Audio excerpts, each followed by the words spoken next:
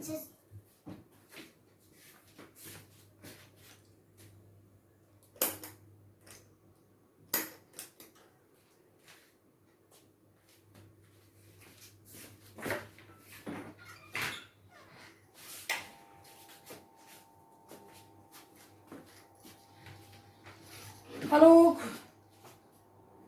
Hello everyone, मैं doctor Swati Sharma English सूत्रा में आप लोगों का स्वागत करती हूँ।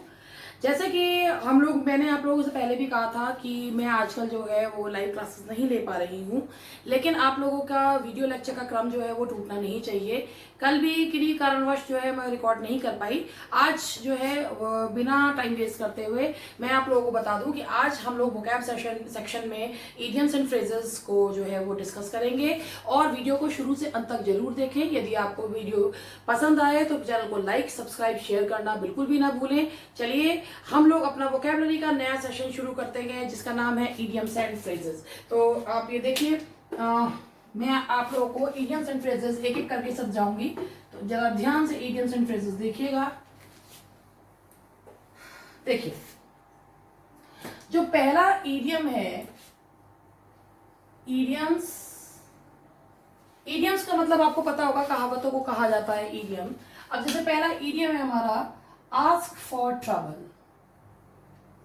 आस्क फॉर ट्रबल, ये जो इडियम है अपने आप में बोलता हुआ इडियम है। इसका मतलब होता है कि भाई आ बैल मुझे मार। अगर कोई किसी परेशानी को इनवाइट कर रहा है, कुछ ऐसी हरकतें कर रहा है जिस वजह से परेशानियां आएंगी ही आएंगी, तो उसे क्या कहा जाता है? Ask for trouble. हिंदी में बोलते हैं आ बैल मुझे मार। अगर कोई एक ऐसा काम करे जिस वजह से उसको पता है कि ये परेशानी आनी है, जैसे कि कोई शेर को पत्थर मार के भागे, तो क्या होगा कि वो जो है अपने आप अपने लिए परेशानी जो है वो क्रिएट कर रहा है। अगर शेर जू में नहीं है, जंगल में है और उसे पत्थर मार के भागे, तो वो चीज क्या है? Ask for trouble. तो पहला जो आपका इडियम है आस्क फॉर ट्रबल, हिंदी में बोलेंगे इसको कि जो है कि इस तरह आ बैल मुझे मार, और इंग्लिश में इसको बोलेंगे act in a way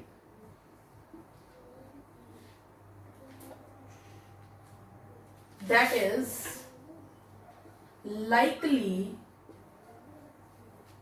to incur problems। तो ये हुआ आपका पहला ask for trouble। and the next one is, the next idiom is cock and bull story। अब ये कॉक एंड बुल स्टोरी के बारे में समझिए। मनगढ़ंत कहानी को कॉक एंड बुल स्टोरी कहते हैं। इडियम्स को याद करने का एक तरीका ये है कि इन्हें सेंटेंसेस में याद कर लिया जाए। अगर कोई कहते हैं कल तुम नहीं आए थे और आज तुम आके मुझे कॉक एंड बुल स्टोरी सुना रहे हो, तो मैं तुम्हारी बात पे यकीन कर लूं, ये बिल्कुल भी पॉसिबल नहीं है। तो कॉक एंड बुल स्टोरी का मतलब होता है कि जब कोई इंसान जो है मनगढ़ंत कहानियां बनाता है, तो उसे क्या कहा जाता है? It is called cock and bull story. तो कॉक एंड बुल स्टोरी का जो है मैं आप लोगों को इसके बारे में बता रही हूं। An implausible story, मनगढ़ंत कहानी, that is used for an excuse, जो बहाने बनाने के लिए यूज की जाती है। and the next one is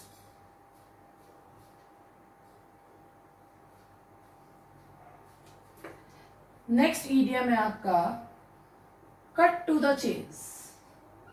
cut to the chase है, जैसे अगर मान लीजिए कट द लॉन्ग शॉट भी कहते हैं, कट टू द चेज है। जैसे अगर मैंने आपसे कहा कि ये गोल गोल बात को मत घुमाओ and cut to the chase, तो इसका मतलब है कि बातों को गोल गोल मत घुमाओ, कम टू द पॉइंट। बात का जो सही है, जो मुद्दा है, उस बात पर आओ, उसे क्या कहते हैं? Cut to the chase. कि भाई बात को, जैसे कुछ लोगों को आदत होती है किसी भी मुद्दे पे आने से पहले उसको एक, इसके लिए एक और इडियम भी यूज होता है, beating round the Bush.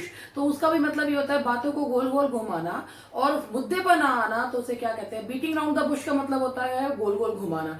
Cut to the chase का मतलब होता है गोल गोल मत घुमाओ, पॉइंट पर आओ, तो उसे क्या कहा जाता है? Cut to the chase. तो इसका होता है कम टू द पॉइंट। तो ये हुआ आपका तीसरा इडियम। उसके बाद आपका नेक्स्ट इडियम जो मैं आपको करवा रही हूं वो है at at the top of your lung. At the top of your lung को ऐसे समझिए कि जैसे कि मान लीजिए कि कोई बहुत जोर, किसी के बाथरूम में कुंडी नहीं है और वो बहुत जोर जोर से चिल्ला चिल्ला के गाने गा रहा है कि जिससे कि वो औरों को ये बता दे कि भाई बाथरूम जो है वो ऑक्यूपाइड है, तो उसे क्या कहा जाता है? At the top of your lungs. He was singing at the top of his lungs just to make other sure that he was in the bathroom, कि वो रेस्ट रूम में है, बाथरूम में है, तो वहां पर आप क्या यूज करेंगे? Eight the top of your lungs. चिल्ला चिल्ला के गाना, चिल्ला चिल्ला के बोलना, बहुत लाउड होना, तो उसे क्या कहा जाएगा? At the top of your lungs. जैसे अगर मैं कहूँ why are you shouting at the top of your lungs, कि तुम इतनी जोर जोर से क्यों चिल्ला रहे हो, धीरे बात भी कर सकते हो। तो eight the top of your lungs का मतलब होता है वेरी लाउडली। तो ये हुआ आपका यहाँ तक 4 इडियम्स हो गए हैं। एक और मैं बस आज अभी मैं इतना ही, या अभी जो आप लोग यहाँ तक देख लीजिए, उसके बाद में हम लोग नेक्स्ट उसमें पढ़ेंगे, जिससे को मैं बिठा के इसके आगे बढ़ती हूँ। देख लीजिए,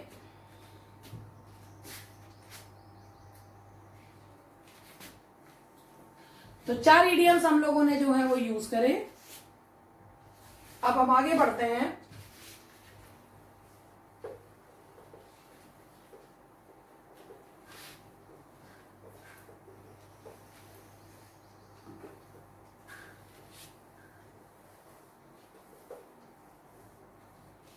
देखिए नेक्स्ट है 5th जो ईडियम है, अ थॉर्न इन द फ्लैश।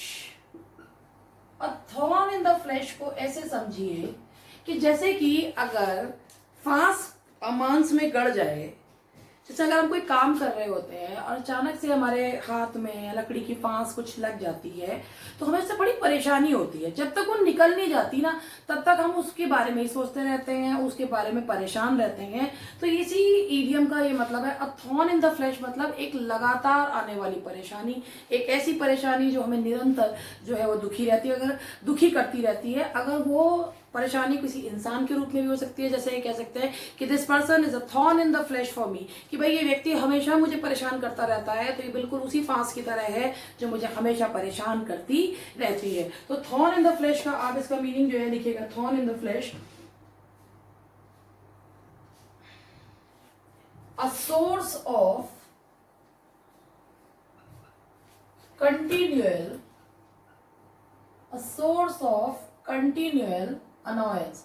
जिस चीज को देखकर या जिस व्यक्ति को देखकर लगातार गुस्सा आए, या जिस चीज को जो ऐसा ही बिल्कुल ऐसा ही महसूस कराए जैसे कि फांस गड़ी हुई हो, तो उसे क्या कहा जाता है? अ थॉर्न इन द फ्लैश। इससे पहले जो मैंने आपको वर्ड्स कराए थे वो रूट वर्ड्स के माध्यम से कराए थे। आज मैं आप लोगों को इडियम्स करा रही हूं, जो कि बहुत ही किसी भी एग्जाम के पॉइंट ऑफ व्यू से बहुत इंपॉर्टेंट है। एक नेक्स्ट देखिए, च्यूज समथिंग ओवर। ये जो ईडियम है च्यू समथिंग ओवर, इसका मतलब होता है च्यू। जैसे आपने देखा होगा कि गाय भैंस जुगाली करती रहती है, तो ऐसा लगता है कितनी जो है दीन दुनिया की इन्हें चिंता है। तो च्यू समथिंग ओवर का मतलब होता है जब दीन दुनिया से परे होकर जब कोई आदमी किसी समस्या के बारे में बहुत ही गहन विचार करता है, तो उसे क्या कहा जाता है? Chew something over. तो इस चीज को आप यहाँ पर देखिएगा,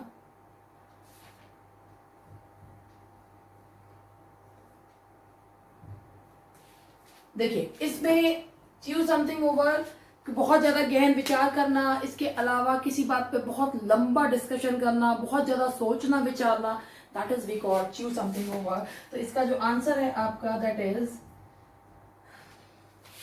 डिस्कस और कंसिडर। देखो डिस्कस करना या सोचना, किसी चीज पे बहुत ज्यादा सोचना, डिस्कस और कंसिडर समथिंग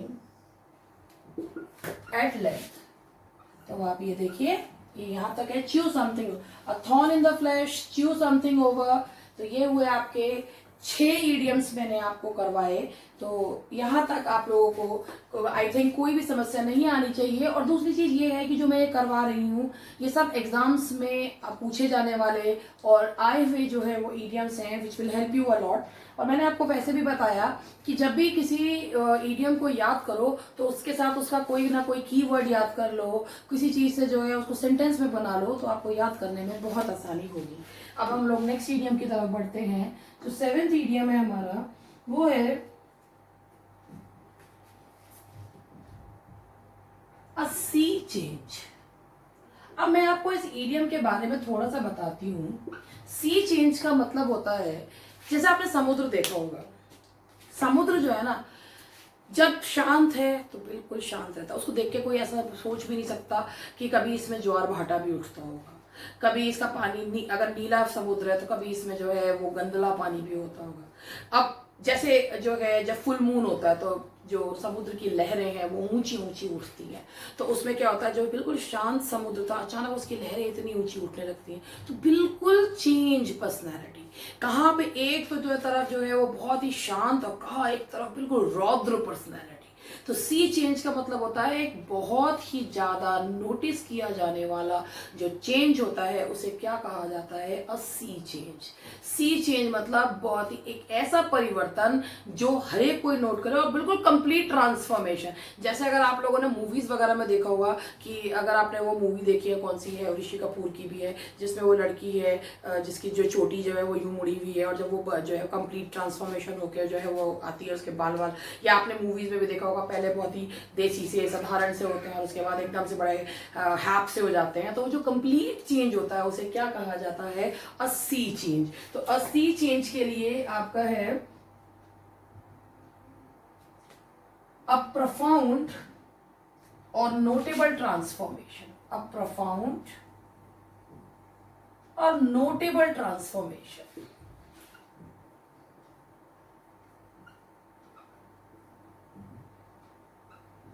तो ये हुआ आपका इस सी चेंज। यहां तक देख लीजिए कि सब चीज पे मैंने आपको बताया कि क्या है। अब नेक्स्ट आपका जो ईडियम है वो है अल्फाबेट सूप। अल्फाबेट सूप, इसका ये देखिए, अल्फाबेट सूप का मतलब होता है, जैसे हम कहते हैं ऑल ग्रीक टू मी, हर चीज मेरे को, अगर आपको ग्रीक लैंग्वेज नहीं आती है और जैसे कहते हैं ना कि ग्रीक लैंग्वेज नहीं आती है और ग्रीक में कुछ लिखा हुआ है तो वो आप चीज आपको समझ में नहीं आएगी।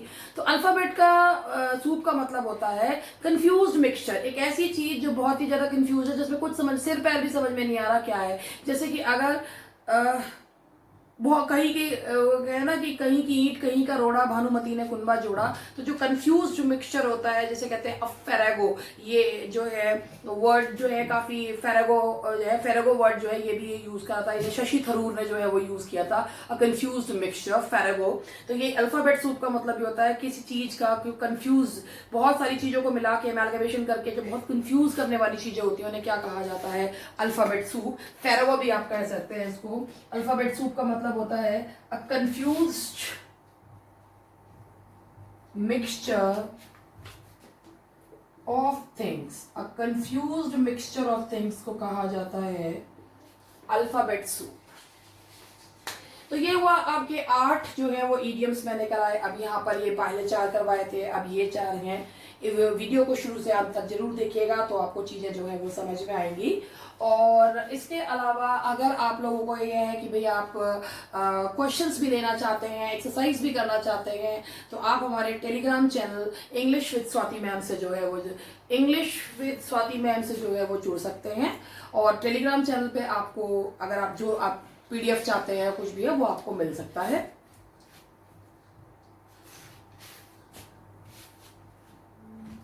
अब देखिए नेक्स्ट जो है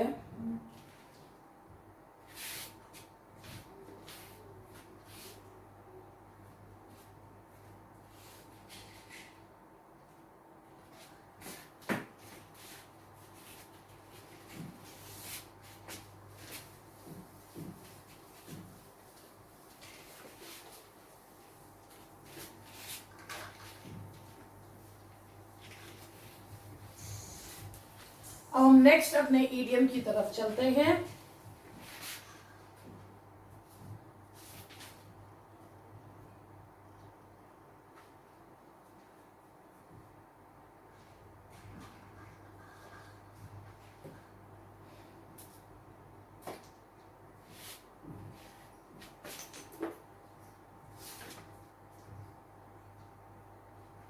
देखिए नेक्स्ट इडियम मैं आप लोगों को करवा रही हूँ, वो है 9th है face the music. Face the music जो इडियम है, इसका कहीं से भी म्यूजिक से या किसी से भी कोई लेना देना नहीं है। फेस द म्यूजिक का मतलब होता है कि जिसको ब्लेम जो है, यानी कि जो जो कुछ भी जो गलती है उसका ब्लेम जो है वो भुगतना पड़े। जब किसी पे दोषारोपण करा जाता है और किसी को सजा भुगतनी पड़े तो उसे क्या कहा जाता है, फेस द म्यूजिक। एक्सेप्ट कोई मान ले कि हाँ भाई ये काम मैंने ही करा है, तो अगर आगे भाई अगर किसी से कोई सामान टूट गया और वो कहे कि now I will have to face the music, इसका मतलब कि ये ब्लेम मुझे जो है वो एक्सेप्ट करना पड़ेगा। तो फेस द म्यूजिक का मतलब होता है एक्सेप्ट द ब्लेम, और उसके लिए सजा पाना। एक्सेप्ट द ब्लेम, इसे कहा जाएगा face the music. The next one is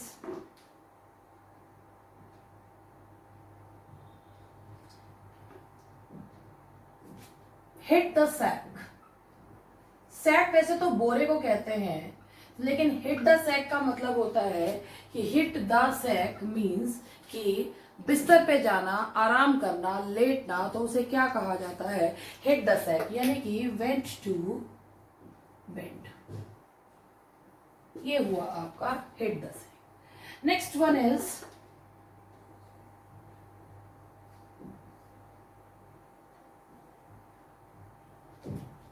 ये देखिए कितना बढ़िया सा जो है वो इडियम है, getting in everyone's hair. Getting in everyone's hair का मतलब है कि हर मामले में टांग अड़ाने को बोला जाता है। टांग अड़ाना, दूसरों को परेशान करना, उसे कहते हैं गेटिंग इन एवरीवन्स हेयर। तो हर दूसरे के मामलों में टांग अड़ाना उन्हें कहा जाता है गेटिंग इन एवरीवन्स हेयर। और दूसरों को परेशान करना, जैसे आप लोग देखें गेटिंग इन एवरीवन्स, आजकल आप लोगों ने देखा होगा जो वीडियोस वगैरह बनते हैं प्रैंक कर रहे होते हैं। अब उन प्रैंक के चक्कर में उन्हें ही नहीं पता होता कब उनकी जो है वो लोग उनकी बैंड बजा देते हैं। तो गेटिंग इन एवरीवन्स हेयर का मतलब होता है जब आदमी बिना बात के दूसरों के मसले में टांग अड़ाता है तो उसे क्या कहा जाता है, getting in everyone's hair, annoying them, annoying people, लोगों को परेशान करना, that is called getting in everyone's hair.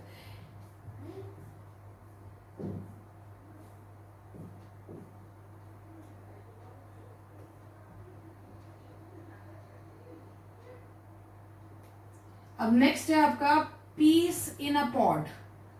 Piece in a pod को ऐसे समझिए कि अगर कोई मटर की फली है और उसमें जो है वो मटर के दाने हैं सारे एक से ही होते हैं, तो बहुत ज्यादा जो सिमिलैरिटी होती है उसे क्या कहा जाता है, पीस इन अ पॉड। तो इसे कहेंगे वेरी सिमिलर।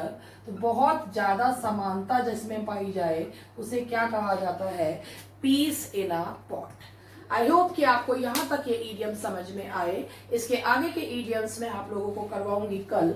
चलिए मिलते हैं अब अपनी नेक्स्ट क्लास में। दैट्स ऑल फॉर टुडे, और हम मिलेंगे अब कल।